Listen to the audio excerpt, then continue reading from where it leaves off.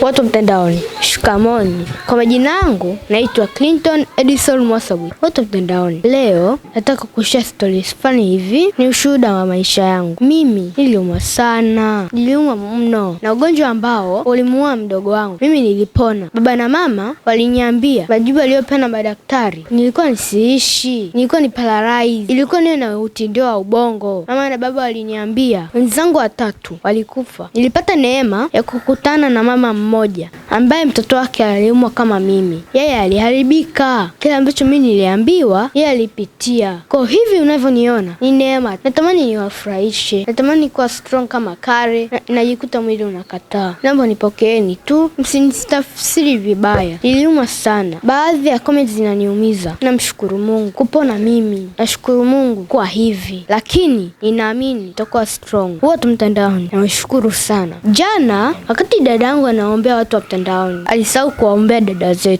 zetu wazuri. Tusameheni, lakini tumeendelea kuwaombea. Mungu abariki. Mungu awape hitaji ya moyo wenu. Mnapopambana awafanikishe. Basi funga macho tuombe. Baba yetu wa mbinguni, ninabariki, ninawaombea dada zetu hawa. Wengine wana mahitaji mengi ambayo mimi sijui. Wasaidie. Wengine wanataka kazi, wengine maisha mazuri. Mungu asaidie popote walipo. Tunawabariki kwa jina la Yesu, amen. Watu mtandaoni, dada zangu nisamehe, kumbe sikuwaombea. Leo kaka yangu amewaombea, lakini yote na yote tunawapenda. Bila shaka umesikia ushuhuda kakangu aliumwa. Hata kuwa hivi ni neema. Tulipoteza mdogo wetu kwa ugonjwa alioumwa kaka. Wazazi wetu wanatuambia amechelewa sana kuongea kwa sababu aliumwa, lakini kuwa hivi hakika ni neema. Ni kwa neema tuna rehema. Tunawapenda sana. Watu mtandaoni, tunawapenda nyie. Mbarikiwe mnapokuwa kwenye mapambano. Mungu awasaidie. Nyie tunawapenda sana. Kwa pamoja tunasema watu mtandaoni, mbarikiwe sana. Watu mtandaoni, leo tujaenda shule. Tunasaidia wazazi. Tuna muda mwingi ya kurekodi vitu mbalimbali. Lakini niwaombe sana, endeleeni kutusapoti. Sio sisi tu, na watoto wengine. Na tumeona comment